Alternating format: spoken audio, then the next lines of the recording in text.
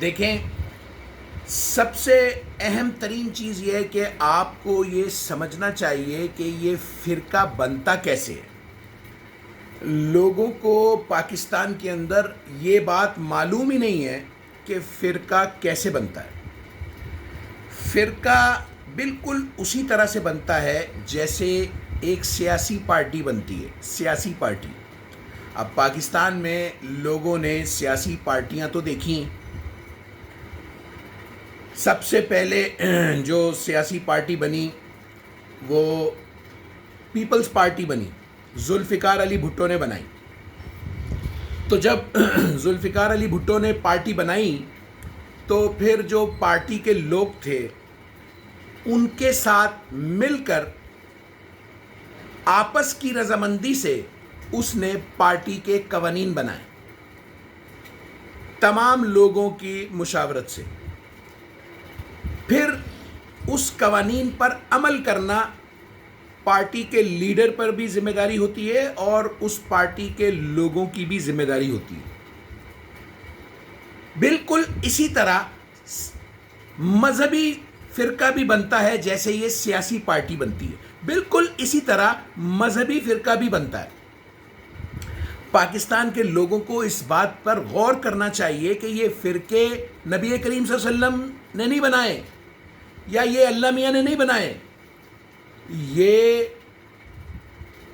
پھر جو امام وقتاً فوقتاً جو امام آتے رہے، ان اماموں کے پیچھے اسلام دشمن قوتیں تھیں جو اسلام کو نقصان پہنچانے کے لیے، اسلام جب سے آیا ہے تب سے کوششیں کرتے رہتے ہیں۔ یہ کافر، منافق، یہودی، مشرک، یہ وہ لوگ ہیں جو جب سے اللہ تعالیٰ نے یہ دنیا قائم کی ہے، انسان پیدا کیا ہے اور اپنے پیغام بھیجنا شروع کیا ہے دنیا کے اندر، تب سے اسلام کے پیچھے لگے رہتے ہیں، اس کو نقصان پہنچانے کے لیے پیسے خرچ کرتے ہیں، لوگوں کا کندھا استعمال کرتے ہیں، کیونکہ ان کا ایک مقصد ہوتا ہے کہ اسلام کو تباہ کر کے اس کے اگینسٹ میں اس کا آلٹرنیٹ پیش کیا جائے تاکہ لوگوں کو گمراہ کیا جا سکے۔ تو جب سے اسلام آیا ہے ہزاروں سال پہلے سے، تب سے یہ یہودی، کافر، منافق اور مشرک یہ مختلف طریقوں سے اسلام کو نقصان پہنچانے کی کوشش کرتے رہتے ہیں۔ یہ بھی جو سازش ہوئی ہے فرقے بازی کی، یہ بھی اسلام کے دشمنوں کی طرف سے کی گئی ہے، مگر کندھا استعمال کیا گیا اس وقت کے جید مولویوں کا۔ جیسے کہ آج بھی جتنے مولوی ہیں سارے کے سارے دشمنوں کے ساتھ رابطے میں ہیں، خوبصورتی کے ساتھ، لیکن ان کو پتہ نہیں ہے آپ کے اسلام کا دشمن اتنا خطرناک ہے کہ وہ پاکستان میں بیٹھے جید مشہور علماءوں کو اسلام کی بربادی کے لیے استعمال کر رہا ہے، لیکن ان مولویوں کو خبر ہی نہیں ہے، ان مولویوں کو سمجھ ہی نہیں ہے، ان مولویوں کو پتہ ہی نہیں ہے، ان کو صرف پیسوں سے مطلب ہے، وہ ان کو ٹائم پہ مل جاتے ہیں، لیکن ان کو سمجھ نہیں ہے کیونکہ ان کو شعور نہیں ہے، خدا کی طرف سے اتنا علم نہیں ہے ان کو، وہ بے وقوف خود بھی بن رہے ہیں اور اپنے ساتھ پوری قوم کو، پورے مسلمان قوم کو بے وقوف بنا رہے ہیں، گمراہ کر رہے ہیں، خود بھی پاگل بن رہے ہیں، لوگوں کو بھی بنا رہے ہیں، آسان لفظوں میں اگر کہا جائے تو۔ یہ کام ہمیشہ ہوتا رہا ہے اور یہ کام امام بخاری صاحب کے دور میں بھی ہوا، امام بخاری صاحب کا کندھا استعمال کیا گیا۔ پھر جب امام بخاری صاحب کا دور ختم ہو گیا تو پھر دوسرے امام آ گئے، جیسے کہ میں سنتا ہوں ان اہل سنت مولویوں سے، یہ حدیث والے لوگوں سے، جو اہل سنت سنی مسلمان، ان سے میں ہمیشہ سنتا ہوں ان کے کوئی 4 5 6 امام ہیں، کوئی امام بخاری ہیں، امام ابو حنیفہ ہیں، امام مالک ہیں، امام شافعی ہیں، اسی طرح کر کے مجھے شاید نام یاد نہیں ہے پورے۔ یہ وقتاً فوقتاً جیسے ہی مولوی حضرات آتے رہے تو ان کا کندھا استعمال کر کے حدیثوں کو تیار کیا گیا، اور اس کے اندر تھوڑا فرق بھی ہے جن وجہ سے ان سنیوں میں بھی اختلاف ہے۔ یہ جو اماموں کی آمد ہوتی رہی اور وقتاً فوقتاً مولویوں کا کندھا استعمال کیا اسلام کے دشمنوں نے، جس وجہ سے ان کی حدیثوں میں بھی تھوڑا فرق ہے. اسی فرق کی وجہ سے ان سنی مذہب اہل سنت والجماعت کے اندر بھی فرقے بازی ہوئی ہے. سنیوں کے اندر بھی فرقے بنے ہوئے ہیں. اسلام کا تو جو بیڑا غرق کرنا تھا وہ تو کر ہی دیا، ان کے اپنے اندر بھی فرقے بنے ہوئے ہیں. تو یہ میرا آپ کو بتانے کا مقصد صرف یہ ہے کہ یہ فرقہ بالکل اسی طرح سے بنتا ہے جیسے سیاسی جماعت بنتی ہے. اس کا ایک ہیڈ ہوتا ہے اور اس کے جو کارکن اور جو مرید اور جو پارٹی کے دوسرے لوگ ہوتے ہیں ان کے ساتھ مشاورت کر کے آپس کی رضامندی سے تمام قوانین تیار کیے جاتے ہیں. نماز کے طریقے تیار کیے جاتے ہیں، روزہ رکھنے کے طریقے تیار کیے جاتے ہیں، زکوٰۃ دینے کے طریقے تیار کیے جاتے ہیں، حج دینے کے طریقے تیار کیے جاتے ہیں، اور اللہ آپ کا بھلا کرے خیرات دینے کے طریقے، سود کی جو ڈیفینیشن انہوں نے اپنی الگ سے تیار کی ہوئی ہے. یہ سب چیزیں فرقے کا جو ہیڈ ہوتا ہے، سربراہ ہوتا ہے، وہ مولوی، بڑا مولوی جسے امام کہا جاتا ہے، اور اس کے انڈر جو لوگ ہوتے ہیں ان کی مشاورت اور ان کی رضامندی سے یہ سب چیزیں تیار کی جاتی ہیں. پھر ان کو کتاب میں محفوظ کر کے اور آگے چلایا جاتا ہے تاکہ لوگوں کو ذہنی طور پر گمراہ کیا جا سکے. اور یہ کام ہو چکا ہے، اور پاکستان کے اندر تو سب سے زیادہ ہوا ہے، اور یہ انڈیا اور دوسرے ممالک میں بھی یہی اسلام چل رہا ہے. آپ کو اوریجنل اصلی اسلام کہیں نظر نہیں آئے گا، کہیں بھی نظر نہیں آئے گا، چھپا ہوا ہے، دفن ہوا ہے. جہاں بھی چل رہا ہے 2 اسلام چلتے ہوئے نظر آئیں گے یا 3 اسلام چلتے ہوئے نظر آئیں گے. اس کے اندر فرقے بنے ہوئے ہیں، اہل سنت اسلام سنی مسلم اور اہل تشیع اسلام شیعہ اسلام. یہ سب سے زیادہ ہے دنیا کے اندر. اور اس کے علاوہ دوسرے جو مسلمان ہیں، یہ بوری، قادیانی وغیرہ، یہ بھی ہیں مگر یہ کم تعداد ہے، اسماعیلی وغیرہ کی. تو میرا آپ کو کہنے کا مقصد یہ تھا تاکہ میں آپ کو بتا سکوں یہ فرقے بازی کیسے ہوتی ہے، یہ اس کا آغاز کیسے ہوتا ہے، اس کے پیچھے اس پشت پناہی کیسے کی جاتی ہے، اور کون لوگ اس کے پیچھے ہوتے ہیں، اور کندھا کن لوگوں کا استعمال کیا جاتا ہے. لیکن اس میں جو سب سے زیادہ نقصان پہنچتا ہے وہ مسلمانوں کے پیغمبر صلی اللہ علیہ وآلہ وسلم کو پہنچتا ہے. ان کی شخصیت کو سب سے زیادہ نقصان پہنچتا ہے، کیونکہ ان کا نام لیا جاتا ہے، ان کا کندھا استعمال کیا جاتا ہے، ان کا نام ہر بات کے ساتھ جوڑ دیا جاتا ہے. یہ انتہائی افسوسناک چیز ہے کہ مسلمانوں کو کم سے کم اپنے نبی کے متعلق اس قسم کی باتیں نہیں کرنی چاہیے جن کے بارے میں ان کو سمجھ نہ ہو. لیکن جب تک سمجھ نہ ہو تب تک تو ٹھیک ہے، لیکن جب سمجھ آنے لگے تو غور و فکر کرنا چاہیے، سوچنا چاہیے، عقل کا استعمال کرنا چاہیے. ہر چیز کے اندر اپنے نبی کا نام نہیں ڈال دینا چاہیے. نبی کی ایک ہی کتاب ہے، یہ بہت سمپل بات ہے، یہ پوری دنیا مانتی ہے. دنیا کا ہر مسلمان یہ بات مانتا ہے کہ نبی کی ایک ہی کتاب ہے. نبی کریم صلی اللہ علیہ وسلم نے ساری زندگی ایک ہی کتاب پر عمل کیا ہے. نبی کریم صلی اللہ علیہ وسلم نے اپنی ساری زندگی جو تبلیغ کی ہے وہ قرآن کی ہے، صرف اور صرف قرآن.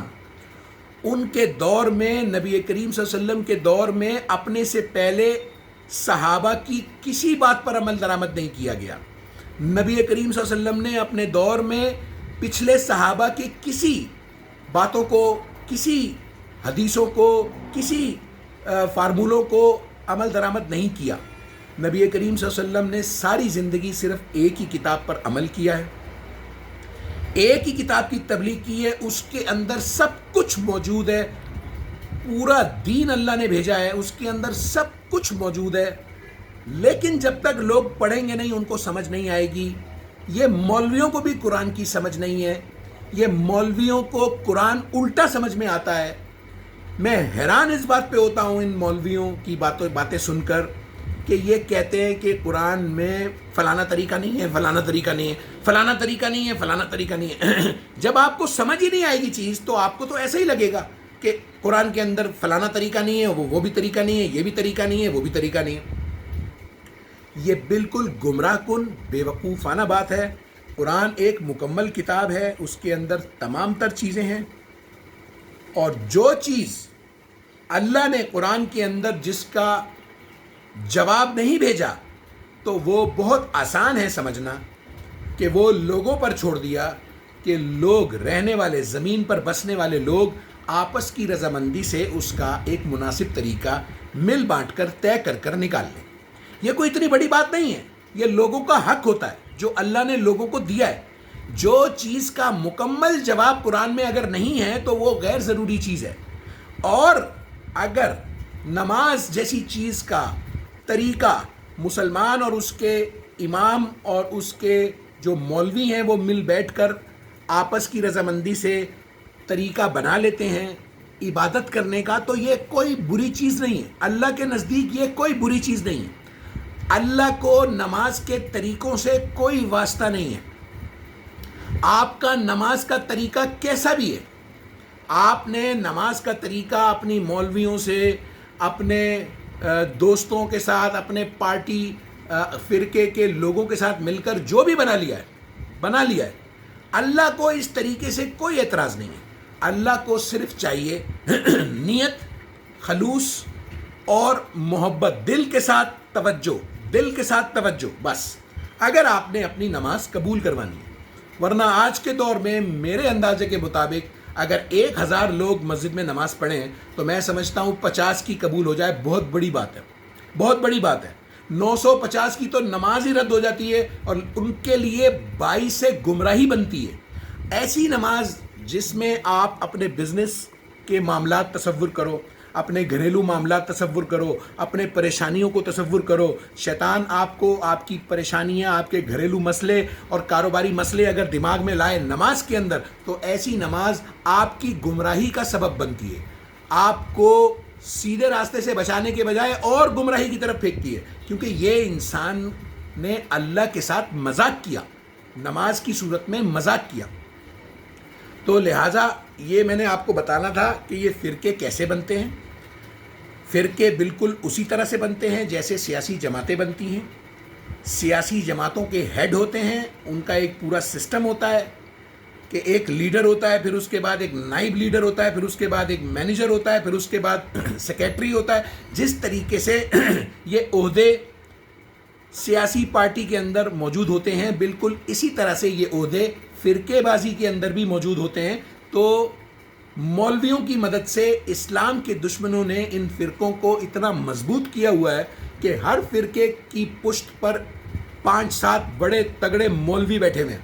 ہر فرقے کی پشت پر 5-7 بڑے تگڑے مولوی بیٹھے ہوئے ہیں. ان کو پیسے بھی مل رہے ہیں، ان کی ساری عیاشیاں بھی پوری ہو رہی ہیں، اور ان سے اسلام کے دشمن ان کو دھوکہ دے کر پورے قوم کو گمراہ بھی کر رہے ہیں.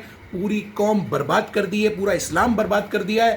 اور لوگ پتہ نہیں کب سوچیں گے، کب غور و فکر کریں گے، ان کو ان چیزوں کے بارے میں کب معلومات ہوگی، کب سوچنا شروع کریں گے. بس یہ میری اللہ سے دعا ہے کہ میں دیکھتا ہوں کہ قوم، یہ پاکستان کی جو لوگ ہیں، یہ کب تک پاگل بنتے رہتے ہیں، کب تک. اچھا، اب اس کے بعد ایک دوسرا پوائنٹ ہے صحابہ اکرام کے متعلق. یہ جو میں نے آپ کو باتیں بتاتا ہوں اور جو ابھی بھی بتا رہا ہوں، یہ بالکل قرآن کے اندر لکھی ہوئی ہیں چیزیں. 1 نمبر صحابہ کا بھی ذکر قرآن میں ہے، 2 نمبر صحابہوں کا ذکر بھی قرآن کے اندر ہے. یہ میں آپ کو اپنی طرف سے نہیں بولتا، یہ جو میں آپ کو بات بتاتا ہوں یہ قرآن سے پڑھ کر، سیکھ کر اس پہ روشنی ڈالتا ہوں، اس کی تشریح کر کے بتاتا ہوں آپ کو آسان لفظوں میں. کیونکہ آیتیں تو لوگوں کو سمجھ میں آتی نہیں ہیں. بڑے آسانی سے کہہ دیتے ہیں کہ ہمیں حدیثوں کے بغیر قرآن سمجھ میں نہیں آتا. تو قرآن سمجھنے کے لیے تو دماغ چاہیے، وہ کدھر سے لاؤ گے؟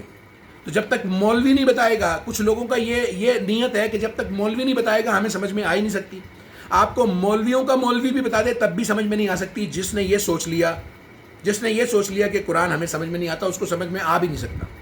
یہ جو کچھ میں آپ کو باتیں بتاتا ہوں یہ قرآن کے اندر سے سیکھ کر، پڑھ کر اور اس کی تشریح بیان کرتا ہوں آپ کے سامنے، تاکہ آسانی کے ساتھ آپ کو چیزوں کو سمجھا سکوں. یہ جو صحابہ اکرام ہیں،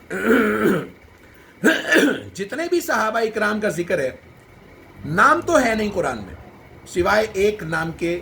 وہ کسی اور ٹائم میں آپ سے اس حوالے سے گفتگو کروں گا. ایک نام کے علاوہ کوئی نام نہیں ہے قرآن میں، صحابہوں کے نام ہی نہیں ہے. لیکن 1 نمبر صحابہ اور 2 نمبر صحابہوں کا ذکر ہے قرآن. یہ جو صحابہ کی کیٹیگریز ہوتی ہیں نا، اس میں 1 نمبر بھی ہیں اور اس میں 2 نمبر بھی ہیں. تو جو ایک نمبر صحابہ ہیں ان کے اوپر لازم ہے، ان کے اوپر فرض ہے اللہ کی طرف سے بھی، اللہ کے نبی کی طرف سے بھی، کہ اللہ کے نبی نے جو احکامات ان کو دیے ہیں اس پر منوً عمل کریں.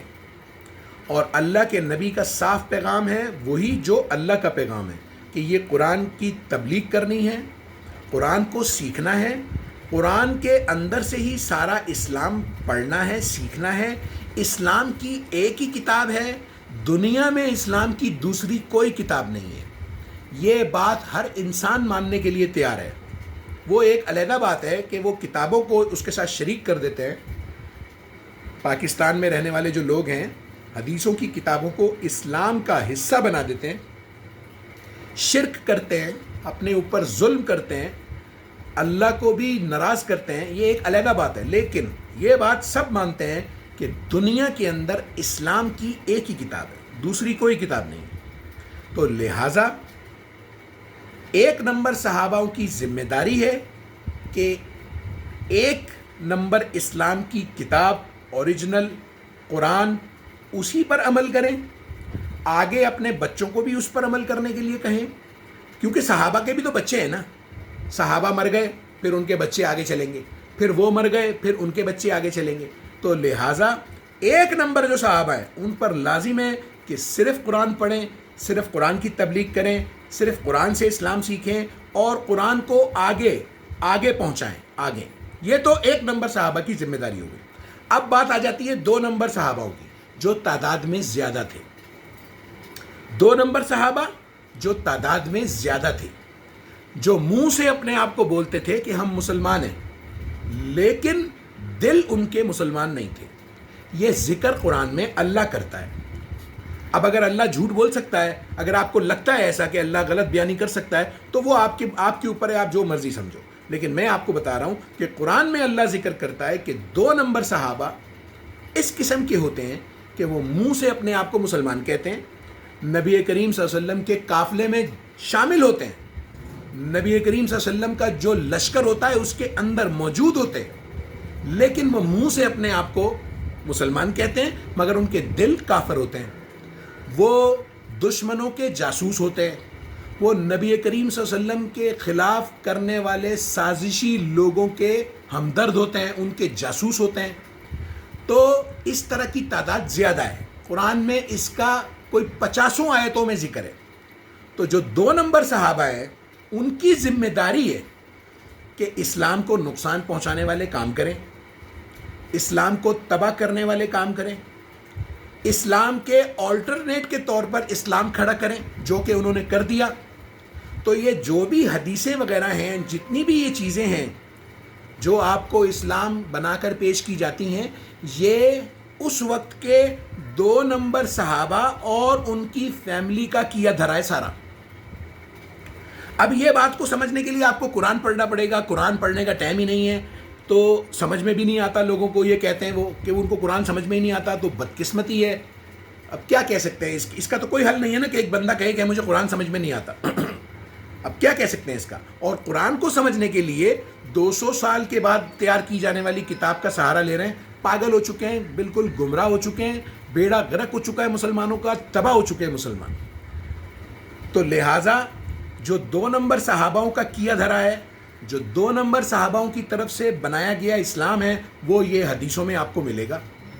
تو آپ سے گزارش ہے کہ ہوش میں رہ کے تھوڑا سا غور و فکر کیا کریں، ان چیزوں پر بغیر سوچے سمجھے عمل درآمد نہ کیا کریں. بہت بہت دھیان رکھنے کی ضرورت ہے، کیونکہ آپ کی چھوٹی سی غلطی سے آپ کے سارے اچھے عمل اور ان کا اجر تباہ ہو جاتا ہے. یہ اللہ کے نزدیک شرک کی جو سزا ہے وہ یہ ہے کہ آپ نے جو بھی اچھے عمل کیے ہیں اپنی زندگی کے اندر، ان کا جو اجر آپ کو دنیا میں ملنا ہے وہ تو ملنا ہی ملنا ہے، اور لوگوں کو مل بھی رہا ہے. کافروں کو، یہودیوں کو اللہ نے کتنی دولت اور عزت دی ہوئی ہے دنیا کے اندر. یہ نظر آ رہا ہے کہ ان کو ان کے اچھے اعمالوں کا اجر دنیا میں مل رہا ہے. لیکن کیونکہ مسلمان توقع کرتا ہے آخرت میں، تو اگر آپ غلطی کریں گے، اس قسم کی حدیثوں کو اسلام سمجھیں گے، تو آپ شرک کے زمرے میں آئیں گے اور آپ کے جتنے بھی اچھے اعمال ہیں سارے برباد ہو جائیں گے. اللہ تعالیٰ اپنی بات سے پھرا نہیں کرتا. اللہ نے جو وعدہ کر دیا وہ اس سے پھرا نہیں کرتا. اللہ کا جو قانون ہے وہ اس کو بدلا نہیں کرتا. یہ میرا آپ کو پیغام ہے.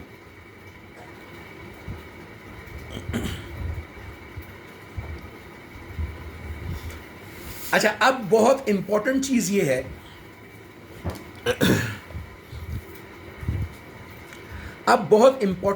یہ ہے، کہ قرآن میں اور حدیث میں کیا فرق ہے. زمین آسمان کا فرق ہے، مگر لوگوں کو سمجھ ہی نہیں ہے، لوگوں کو پتہ ہی نہیں ہے. اب آپ کو میں پہلے ایک ایک کر کے بتاتا ہوں. ایک قانون میں بتاؤں گا قرآن کا، اور ایک قانون میں بتاؤں گا حدیثوں کا. اور جو حدیثوں پر عمل کرنے والے جعلی 2 نمبر مسلمان ہیں ان کو سمجھ میں آئے گی بات، لیکن وہ مانیں گے نہیں، کیونکہ انہوں نے قرآن نہیں پڑھا، انہوں نے حدیثیں پڑھی ہوئی ہیں، تو وہ حدیثوں کی طرف ہی ان کا جھکاؤ ہوگا. قرآن اگر پڑھیں گے تو سمجھیں گے نا. اور قرآن اللہ ہے، ہر کسی کو ایسے سمجھاتا بھی نہیں ہے. یہ خدا کی کتاب ہے، یہ تو سمجھنے کے لیے بہت محنت کرنی پڑتی ہے. قرآن اور حدیث میں جو فرق ہیں موٹے موٹے، وہ میں آپ کو ابھی بتاتا ہوں. پھر اس کی ڈیٹیلز میں آپ کو بعد میں پھر ویڈیو میں بنا کر بتاؤں گا. ڈیٹیلز میں آپ کو بعد میں ویڈیو کے تھرو بتاؤں گا، مگر ابھی میں آپ کو صرف موٹے موٹے فرق بتا رہا ہوں. جو قرآن میں فرق ہے اور حدیث میں فرق ہے، یہ دونوں الگ الگ مذہب ہیں. لونڈی کا کانسیپٹ، قرآن میں لونڈی کے ساتھ بغیر نکاح کے بالکل اجازت نہیں ہے قرآن میں، مگر حدیثوں میں صاف واضح لکھا ہوتا ہے. اور لوگوں کو معلوم بھی ہوگا کہ حدیثوں میں لونڈی رکھ سکتے ہیں. اور نبی پہ بھی الزام لگایا ہوا ہے نعوذ باللہ، اور صحاباؤں پہ بھی الزام لگایا ہوا ہے کہ اس دور میں لونڈیاں رکھتے تھے. اور یہ حدیثوں میں باتیں موجود ہیں، اور حدیث پڑھنے والے یہ بات جانتے ہیں. جبکہ میں آپ کو بہت دعوے کے ساتھ کہہ رہا ہوں کہ قرآن کے اندر لونڈی کا کوئی کانسیپٹ نہیں ہے اس طرح کا کہ بغیر نکاح کے آپ اس کے ساتھ جسمانی تعلق قائم کرو. سختی سے منع ہے، سختی سے. تو نبی پر اس قسم کے الزام لگانے سے پہلے ڈوب کے مر جانا چاہیے لوگوں کو.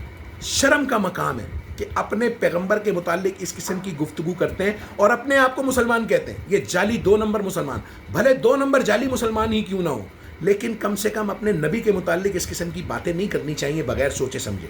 یہ بہت افسوس کی بات ہے. پہلا آپ کو میں نے پہلی چیز بتا دی. اب دوسرا قانون، قرآن کے اندر جو سود کا قانون ہے، سود، وہ بڑا سمپل ہے، بہت آسان ہے. اس میں کوئی راکٹ سائنس نہیں ہے، اس میں کسی قسم کی کوئی جو ہے پابندیاں نہیں ہیں. سود ایک چیز کا نام ہے. قرآن کے اندر جو اللہ نے آیتیں بھیجی ہیں اس کے حساب سے سود ایک چیز کا نام ہے کہ کوئی بھی انسان کسی کو قرض کی نیت سے، امداد کی نیت سے، اس کی مدد کرنے کی نیت سے، ادھار کی نیت سے پیسے دے اور ایگریمنٹ کرے. یہ بہت آسان ہے. یہ کوئی اتنی بڑی راکٹ سائنس نہیں ہے کہ آپ کو سمجھ میں نہ آئے. کہ کوئی بھی شخص کسی کو پیسے دیتا ہے ادھار کی نیت سے، واپس لینے کی نیت سے، اس کی مدد کی نیت سے، یا اس کو قرض دے اور ایگریمنٹ بھی کرے اور اس پیسوں کے اوپر پروفٹ لے، صرف یہ سود ہے. صرف اور صرف یہ سود ہے قرآن کے مطابق. اب حدیث کے مطابق، مولویوں کے مطابق، اماموں کے مطابق، اور یہ جعلی 2 نمبر اسلام مذہب کے مطابق، آپ بینک بھی آپ پہ حرام ہے، کریڈٹ کارڈ بھی آپ پہ حرام ہے. 2 مسلمان آپس میں انویسٹمنٹ نہیں کر سکتے، آپ فکس اماؤنٹ نہیں لے سکتے، آپ گاڑی انسٹالمنٹ پہ نہیں لے سکتے. یعنی کہ جتنے بھی لوگوں کے فائدوں کے راستے ہیں جس میں لوگوں کی معیشت بڑھے اور لوگ روزگار پیدا ہوں، لوگ کام کریں، وہ سارے حرام کیے ہوئے ہیں انہوں نے. یہ 2 نمبر جعلی اسلام کے ٹھیکیداروں نے، مولویوں نے، حدیث والوں نے سارے طریقے حرام کیے ہوئے ہیں، اے ٹو لے کے زیڈ تک. لیکن اللہ کے قانون میں صرف ایک چیز حرام ہے، وہ ہے کہ جب آپ کسی کو قرض کی نیت سے، امداد کی نیت سے، ادھار کی نیت سے، ہمدردی میں مدد کرنے کی نیت سے پیسے دو، تو آپ نے اس سے 1 روپیہ بھی اوپر نہیں لینا، چاہے وہ 1 سال لیٹ ہو جائے، 2 سال لیٹ ہو جائے یا 5 سال لیٹ ہو جائے۔ جو ایگریمنٹ کیا ہے آپ نے، ان پیسوں کے علاوہ جو آپ نے دیے ہیں اس سے 1 روپیہ بھی اوپر نہیں لینا۔ یہ ہے قرآن کا سود کا قانون، اور جو میں نے آپ کو اس سے پہلے بتایا ہے وہ ہے حدیثوں کے سود کا قانون، جس میں سب کچھ ہی حرام ہے، سب کچھ حرام ہے۔ آپ اگر بیٹھ جاؤ تصور کرنے یا گننے کے لیے تو کوئی 10 12 15 چیزیں انہوں نے مولویوں نے حرام کی ہوئی ہیں۔ تو یہ ایک بڑا فرق ہے قرآن میں اور حدیث میں۔ اچھا،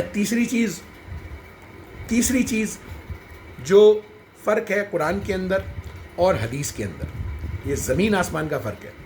ایک چیز ہے موسیقی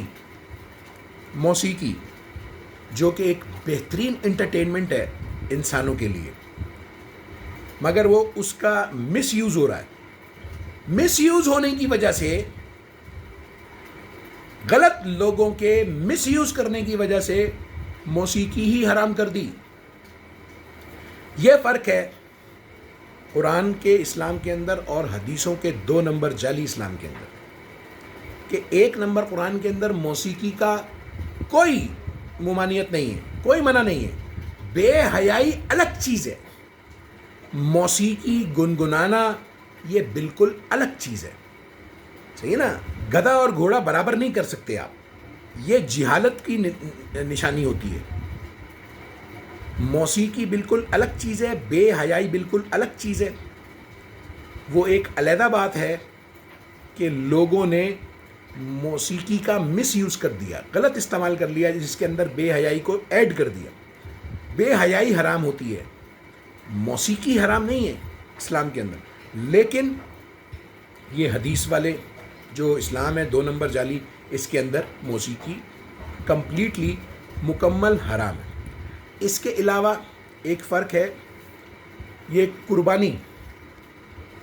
قربانی ایک اتنی زبردست چیز ہے کہ وہ 10 طریقوں سے ہو سکتی ہے، اور سب سے اہم ترین چیز آپ کو بتاؤں، یہ جعلی 2 نمبر اسلام کے اندر اور قرآن کے اندر فرق کی یہ قربانی کے حوالے سے پاکستان کی قوم کسی فنکشن میں چلی جائے چکن کھائے گی، کوئی تقریب کر لے چکن کھائے گی، کہیں گھر میں دعوت ہو جائے 90% چکن، کہیں باہر کہیں کسی کے گھر مہمان بن کے چلے جائے 80 سے 90% چکن، کوئی شادی کی تقریب ہو جائے، کوئی بارات ہو جائے، کوئی ولیمہ ہو جائے، کوئی نعت ہو جائے، کوئی نوحوں کی محفل ہو جائے، یعنی کہ کچھ بھی ہو جائے، جہاں کھانے کا ذکر آتا ہے وہاں چکن 80 سے 90% ہے۔ لیکن یہ مولویوں کے 2 نمبر مذہب کے اندر، یہ مولویوں کے 2 نمبر حدیثوں والے اسلام کے اندر چکن کی قربانی حرام ہے، چکن کی قربانی ہی حرام ہے۔ 90% چکن کھایا جاتا ہے پورے پاکستان میں، لیکن یہ 2 نمبر مولوی، 2 نمبر اسلام پڑھنے والے لوگ، انہوں نے قربانی کے لیے چکن، مرغی حرام کی ہوئی ہے، حرام کی ہوئی ہے۔ یہ ذرا آپ مجھے اس کا کوئی دنیا میں کوئی اس کا جواب دے سکتا ہے، کوئی لاجیکل جواب، کہ آپ اپنی نارمل زندگی کے اندر 90% چکن کھاؤ، جدھر بھی چلے جاؤ دنیا میں، اور آپ جب اللہ کے ہاں قربانی کے لیے آؤ، اللہ کے راستے میں قربانی کے لیے آؤ، غریبوں محتاجوں کو قربانی کا گوشت دینے کے لیے آؤ، تو وہاں پر آپ کے مولویوں نے 2 نمبر مذہب والوں نے چکن حرام کی ہوئی ہے۔ یہ عقل مندوں کو تو بات سمجھ میں آ سکتی ہے، لیکن بے وقوفوں کو بالکل سمجھ میں نہیں آئے گی۔ یہ ایک بہت بڑا فرق آپ کو بتایا۔ اچھا، اس کے علاوہ اگر آپ دیکھیں تو سونا پہننا، سونا گولڈ، وہ مردوں پہ حرام کیا ہوا ہے، اور اللہ نے سونے کا کوئی ذکر ہی نہیں کیا ہوا، بلکہ سونے کے متعلق اللہ نے یہ بتایا ہوا ہے کہ قیامت والے دن جو لوگ پاس ہو جائیں گے، جنت میں جانے کے لیے اہل ہو جائیں گے، ان کے لیے سونے کی چیزوں کا ذکر کیا ہوا ہے کہ ان کو سونے سے نوازا جائے گا۔ لیکن دنیا میں 2 نمبر جعلی مذہب والوں نے، اسلام والوں نے سونا مسلمانوں پر حرام کیا ہوا. یہ ایک بہت بڑا فرق ہے. اچھا، اس کے علاوہ جو فرق آ جاتا ہے وہ آ جاتا ہے طلاق. اب یہ طلاق جو ہے نا، طلاق یہ کتنی امپورٹنٹ چیز ہے. لوگوں کی زندگیوں کو کس طریقے سے برباد کیا جا رہا ہے یہ 2 نمبر جعلی مذہب والوں کی طرف سے. یہ کوئی طلاق کوئی چھوٹی چیز نہیں ہے، طلاق بہت بڑی چیز ہے. ہر انسان کی زندگی اس سے جڑی ہوتی ہے، لیکن علم نہ ہونے کی وجہ سے، غلط کتابیں پڑھنے کی وجہ سے، 2 نمبر جعلی اسلام کی کتابیں پڑھنے کی وجہ سے لوگوں کی زندگیاں برباد کر کے رکھی ہوئی ہیں مولویوں نے. اللہ تعالیٰ قرآن میں حکم دیتا ہے کہ جب اے مومنو، جب اپنی عورتوں کو طلاق دینے لگو تو ان کی عدت کو پیش نظر رکھ کر طلاق دو. اللہ کیا کہہ رہا ہے کہ اے مومنو، تمام لوگوں کو، کہ جب اپنی عورتوں کو طلاق دینے لگو تو ان کی عدت کو پیش نظر رکھ کر طلاق دو. یہ اللہ کا باقاعدہ حکم ہے قرآن کے اندر. اب جب اللہ نے کہہ دیا کہ جب مومنوں، جب تم طلاق دینے لگو تو ان کی عدت کو پیش نظر رکھ کر طلاق دو، تو یہاں سے ثابت ہو گیا کہ بغیر عدت کو پیش نظر رکھے طلاق ہو ہی نہیں سکتی. یہاں سے ثابت ہو گیا، اللہ کی آیت سے ثابت ہو گیا. جب اللہ نے کہہ دیا بات ختم ہو گئی. اللہ کے بعد کسی کو اختیار نہیں ہے کہ اس کے اندر کوئی اپنی طرف سے رد و بدل کرے. اللہ نے کہا کہ اے مسلمانوں، جب عورتوں کو طلاق دینے لگو تو ان کی عدت کو پیش نظر رکھ کے طلاق دو. اب جب اللہ نے بول دیا تو عدت کو پیش نظر رکھے بغیر تو طلاق ہو ہی نہیں سکتی، ہو ہی نہیں سکتی. اب جیسے ہی آدمی نے پہلی طلاق عورت کو دی، جیسے ہی اس نے بولا کہ میں تمہیں طلاق دیتا ہوں، بالکل اس کے اگلے سیکنڈ سے اللہ کا حکم عدت والا نافذ ہو گیا. جیسے ہی آدمی نے پہلی مرتبہ بولا کہ میں تم کو طلاق دیتا ہوں، اس کے اگلے سیکنڈ سے اللہ کا عدت والا حکم نافذ العمل ہو گیا. یہ مسلمان اگر کوئی ہے، اور اگر کوئی مسلمان نہیں ہے تو پھر اس کے لیے یہ پیغام نہیں ہے. یہ پیغام ان لوگوں کے لیے ہے جو اللہ سے اپنے اجر کا، اپنے عملوں کا اجر لینے کی امید رکھتے ہو. مسلمان اوریجنل 1 نمبر جو اللہ سے ڈیمانڈ کریں اپنے اچھے عملوں کے اجر کے لیے، یہ ان کے لیے. اور جنہوں نے امام بخاری صاحب کے دربار پہ پیش ہونا ہے، جنہوں نے امام حسن حسین کے دربار پہ پیش ہونا ہے، جنہوں نے حضرت علی کے دربار پہ پیش ہونا ہے، اور جنہوں نے امام مالک اور امام شافعی کے دربار پہ پیش ہونا ہے، یہ ان کے لیے نہیں ہے. ان پر لازم نہیں ہے کہ اس حکم کو عمل کریں. وہ پھر حضرت علی ان سے نمٹ لیں گے، خود ہی نمٹ لیں گے جب ان کو حضرت علی کے دربار پہ پیش کیا جائے. تو جیسے ہی آدمی نے پہلی طلاق دی، اس کے اگلے سیکنڈ پہ عدت والا اللہ کا قانون نافذ العمل ہو گیا. اب جب تک اس کی عدت پوری نہیں ہوگی، دوسری طلاق ہو ہی نہیں سکتی. یہ اسلام 1 نمبر اوریجنل قرآن اللہ کے احکامات بتا رہا ہوں آپ کو. جب تک عدت پوری نہ ہو دوسری طلاق ہو ہی نہیں سکتی، کیونکہ اللہ کا حکم ہے مسلمانوں کے لیے.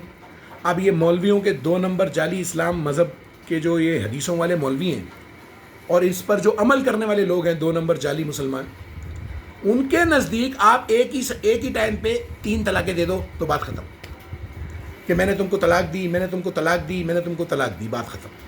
یہ بالکل الٹ قانون ہے، اللہ سے بالکل الٹ قانون ہے. یہ بہت بڑا فرق ہے قرآن کے اندر اور حدیثوں کے اندر.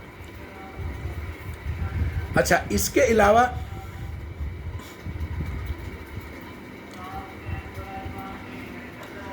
کے علاوہ جو ایک اور فرق ہے قرآن کے اندر اور حدیثوں کے اندر، وہ ہے قبر کا عذاب. یہ بہت بڑا فرق ہے 1 نمبر اوریجنل اسلام کی کتاب کے حساب سے اور 2 نمبر جعلی حدیثوں والے مذہب اسلام کے حساب سے. اللہ کے نزدیک قبر کا کوئی عذاب نہیں ہے. اللہ تعالیٰ نے جب انسان کی موت واقع کر دی اور جو اصل چیز ہے اس کو وہ نکال کر اوپر لے گیا، روح، تو نیچے تو رہ گئی مٹی کا جسم، باڈی۔ اب اللہ نے پورے قرآن میں قبر کے عذاب کا، قبر کے متعلق سوال کا، قبر کے اندر ہونے والے حساب کا کوئی ذکر نہیں کیا۔ پورے قرآن میں قبر کے عذاب کا، قبر میں ہونے والے سوالوں کا کوئی ذکر نہیں۔ لیکن یہ حدیثوں والے 2 نمبر جعلی اسلام کے اندر قبر کے کوئی 100 سوال تیار کیے ہوئے ہیں انہوں نے، کہ پہلے آپ سے یہ سوال پوچھا جائے گا، پھر دوسرے نمبر پہ یہ پوچھا جائے گا، پھر تیسرے نمبر پہ کوئی 100 سوال انہوں نے تیار کیے ہوئے ہیں، اور قبر کے عجیب عجیب عذاب تیار کیے ہوئے ہیں جو جہنم کے اندر عذاب موجود ہیں۔ خدا نے جو جہنم کے اندر گناہ گاروں کے لیے عذاب تیار کر کے رکھے ہیں، جن میں سب سے زیادہ تعداد آج کے دور کے مسلمانوں کی ہوگی، جو اپنے آپ کو مسلمان کہتے ہیں، سب سے زیادہ تعداد انہی کی ہوگی، یہودیوں اور کافروں کی بھی کم ہوگی۔ سب سے زیادہ یہ مسلمان کہنے والے جائیں گے جس جہنم میں، وہاں پر جو عذاب تیار کر کے رکھے ہیں وہ قبر کے ساتھ جوڑ دیتے ہیں کہ قبر میں یہ عذاب ہوگا، قبر میں یہ عذاب ہوگا، حالانکہ قرآن میں اس کا کوئی ذکر نہیں ہے، مگر یہ 2 نمبر جعلی اسلام کی جو کتابیں ان کے اندر بھرا ہوا ہے۔ تو یہ بھی ایک بہت بڑا فرق ہے قرآن کے اندر اور حدیث کے اندر۔ یہ کوئی چھوٹے فرق نہیں ہے جو میں آپ کو بتا رہا ہوں، یہ بہت بڑے بڑے فرق ہے۔ اور ایک اور جو سب سے بڑا فرق ہے قرآن کے اندر اور حدیث کے اندر، اللہ تعالیٰ قرآن میں نبی کریم صلی اللہ علیہ وسلم سے مخاطب ہو کر بات کرتا ہے، اور بڑا واضح اللہ کا نبی کو پیغام دیتا ہے، اللہ تعالیٰ اپنے پیغمبر کو پیغام دیتا ہے کہ اے نبی، تمہیں قیامت کا علم نہیں ہو سکتا، تمہیں غیب کا علم نہیں ہے۔ یہ اللہ اپنے نبی سے کہہ رہا ہے کہ تم کو قیامت کے بارے میں انفارمیشن نہیں دے سکتا میں، تمہیں غیب کا علم نہیں دکھا سکتا میں، نہیں دے سکتا۔ تو اس لیے اگر لوگ آپ سے سوال پوچھیں قیامت کے متعلق تو ان سے صاف کہہ دو کہ اس کا مجھے علم نہیں ہے، غیب کا مجھے علم نہیں ہے۔ یہ پیغام اللہ کا ہے نبی کریم صلی اللہ علیہ وسلم کو کہ لوگوں کو بتا دو۔ اور حدیث والے 2 نمبر جعلی اسلام کی کتابوں کے اندر آپ پڑھ لو تو ساری حدیثیں ایسے لکھ کر بیان کی ہوئی ہیں کہ جیسے نبی کریم صلی اللہ علیہ وسلم کو غیب کا علم تھا۔ نبی کریم صلی اللہ علیہ وسلم سے پوچھا گیا جی فلانے بندے نے کہ قیامت کب آئے گی، تو نبی کریم صلی اللہ علیہ وسلم سے جوڑا ہوا ہے کہ انہوں نے جواب دیا کہ اب آئے گی۔ یعنی کہ حدیثوں کے اندر یہ چیزیں بھری ہوئی ہیں کہ لوگوں نے نبی کریم صلی اللہ علیہ وسلم سے سوالات پوچھے قیامت کے متعلق اور غیب کے علم کے متعلق، تو نبی کریم صلی اللہ علیہ وسلم نے ان کو جوابات دیے قیامت کے متعلق اور غیب کے علم کے متعلق۔ یہ کتنا بڑا فرق ہے کہ اللہ کہہ رہا ہے کہ نبی کریم صلی اللہ علیہ وسلم کو غیب کا علم نہیں ہے، قیامت کا علم نہیں ہے، لیکن حدیثیں 2 نمبر جعلی اسلام کی حدیثیں کہہ رہی ہیں کہ اللہ کے نبی کو قیامت کا علم تھا اور غیب کا بھی علم تھا۔ یہ کتنا بڑا فرق ہے۔ لیکن یہ ان لوگوں کے لیے بتا رہا ہوں جو کہ عقل رکھتے ہیں، جو سیدھے راستے کی طرف آنے کی خواہش رکھتے ہیں، اور جو اللہ کے قانون کو احترام کی نظر سے دیکھتے ہیں اور اس پر عمل کرنا چاہتے ہیں۔ یہ ان لوگوں کے لیے نہیں ہے میرا پیغام جو سنی ہیں یا شیعہ ہیں، جو کہ پکے اپنے مذہب کے کٹر ہیں، کٹر اہل سنت اور کٹر شیعہ، ان لوگوں کے لیے نہیں ہے۔ یہ بڑی سمپل ان لوگوں کے لیے ہے جو اللہ سے ڈریں، سیدھا راستے کی تمنا رکھیں، اللہ سے ہدایت کی تمنا رکھیں، طلب رکھیں، اور قرآن کو سمجھنے کے لیے جدوجہد کریں، کوشش کریں۔ یہ ان لوگوں کے لیے ہے میرا پیغام۔ اچھا، اس کے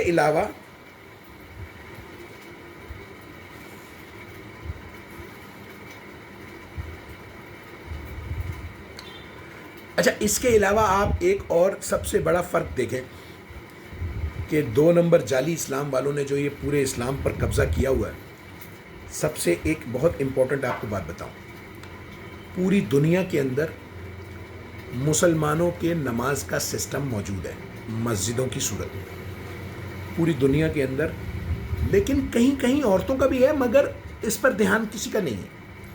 عورتوں کی نمازوں کا ان کو کوئی پرواہ نہیں ہے۔ ویسے کہتے ہیں کہ نماز پڑھنے کا جو ثواب ہے مسجد کے اندر پتہ نہیں 27 نمازوں کا ثواب ہے، بڑی مسجد میں پڑھ لو تو 500 نمازوں کا ثواب ہے۔ یہ ڈرامے کرتے ہیں یہ 2 نمبر جعلی مولوی، لیکن عورتوں کے لیے یہ چیز نہیں رکھی انہوں نے، عورتوں کا کوئی سسٹم نہیں رکھا، عورتیں گھر پہ نماز پڑھیں۔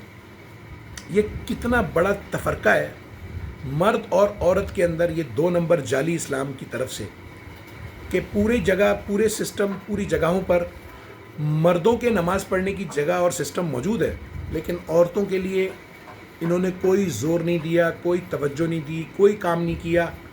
بس عورتوں کو گھر میں قید کر کے رکھا ہوا ہے. عورتوں کو باہر نماز پڑھنے کی اجازت نہیں ہے. اب جب آپ ان سے سوال پوچھ لو تو طرح طرح کے ڈرامے کرتے ہیں کہ عورتوں کو یہ بیماری ہو جاتی ہے، عورتوں کو یہ بیماری ہو جاتی ہے. تو بیماری تو مردوں کو بھی ہوتی ہے. آج کل میں دیکھتا ہوں، میرا خود میڈیکل سے تعلق ہے، آج کل میں دیکھتا ہوں 80% 70% لوگوں کو قطروں کی شکایت ہے، پیشاب کے قطروں کی اور دوسرے اسپرم کے قطروں کی شکایت ہے رہتی ہے. یہ بھی تو بیماری ہے. تو کیا آپ اس بیماری کی وجہ سے آپ مردوں کو گھر میں قید کر دو، نماز کا سسٹم ان کا ڈیمیج کر دو، وائنڈ اپ کر دو؟ تو یہ بہت بڑا فرق ہے کہ یہ 2 نمبر جعلی اسلام والوں نے عورتوں کے نماز کا سسٹم کولیپس کیا ہوا ہے، تباہ کیا ہوا ہے. کوئی سسٹم نہیں ہے عورتوں کے لیے، کوئی نماز کی اتنی پابندی نہیں ہے. ساری زور زبردستیاں مردوں کے لیے ہیں، سارے ڈرانے، سارے دھمکیاں، سارے خوف، سارے عذاب مردوں کے لیے ہیں. عورتوں کو کوئی پرواہ نہیں ہے. عورتیں گھر میں دل کرے پڑھیں، نہیں کریں نہیں پڑھیں، کوئی مسئلہ نہیں ہے. ان کا کوئی سسٹم نہیں ہے. ہاں، کیونکہ مردوں کا سسٹم بنا ہوا ہے تو ہر وقت مردوں کو ہی ڈراتے رہتے ہیں کہ اگر نماز نہیں پڑھی تو اسلام سے باہر ہو جاؤ گے، اگر نماز نہیں پڑھی تو یہ ہو جائے گا، وہ ہو جائے گا، اللہ تعالیٰ یہ بھیج دے گا، عذاب بھیج دے گا. تو یہ ایک بہت بڑا فرق ہے قرآن کے اندر اور حدیث کے اندر.